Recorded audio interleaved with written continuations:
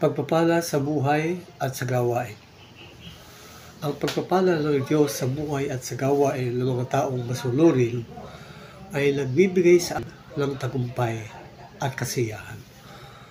Ayon sa aklat ng Deuteronomio, chapter 28, verse 3-5, sinasabi ng Diyos na pagpapalain niya kayo sa inyong mga bayan at sa inyong mga bukid.